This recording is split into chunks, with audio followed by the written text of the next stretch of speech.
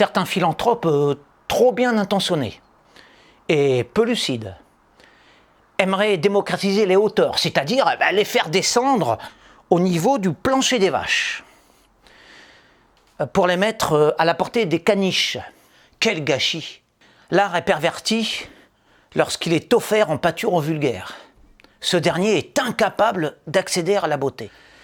Sauf si on l'y initie à coups de bâton, comme l'on fait, pour faire avancer un âne. Le peuple, en effet, se laisse volontiers abrutir par les films commerciaux hollywoodiens.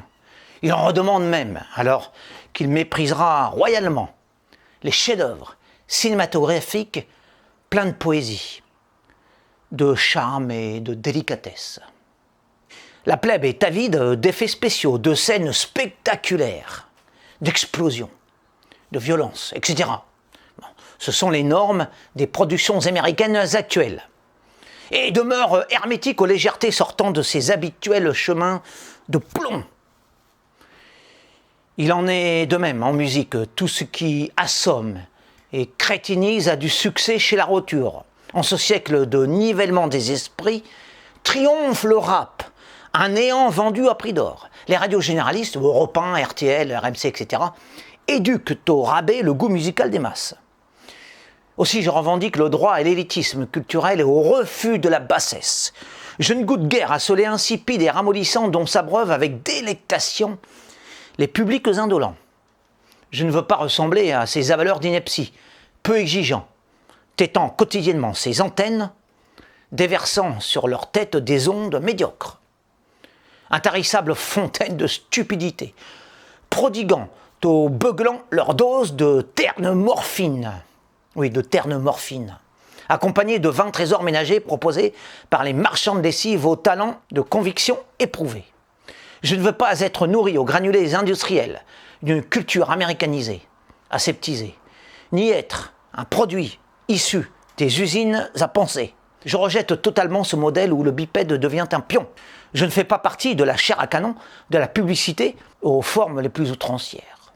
Je n'adhère nullement au discours irresponsable quant aux vertus de la tolérance vis-à-vis du prochain, qui serait lui aussi un parfait idiot élevé en batterie. Non, je ne tolère pas la nullité de ces ruminants que sont la plupart de mes semblables. Au temps de De Gaulle, la télévision ne prenait pas la parole, elle n'était pas l'invité principal de la famille. Les gens n'étaient pas des larves et acceptaient qu'on leur dise certaines vérités. Néanmoins, les Français étaient quand même des veaux, selon les critères gaulliens de l'époque. De nos jours, l'homme de la rue est fier d'être un anonyme et de n'avoir ni préjugés ni aucune opinion tranchée sur le monde qui l'entoure. Il est soucieux de paraître aimable. Autrement dit, fade, lisse, paisible, bovin, jusqu'au bout. Je suis de ceux qui veulent réserver le ciel aux zélés, non aux baveux. La limace follement éprise de sa feuille de salade ne mérite pas d'être mise dans le secret des dieux. Je ne crois pas à la mise en gamelle du sacré. Tant que les vendeurs de mauvaises soupes feront bêler les foules, ces dernières n'auront pas accès à ces chères étoiles qui brillent au-dessus des élus.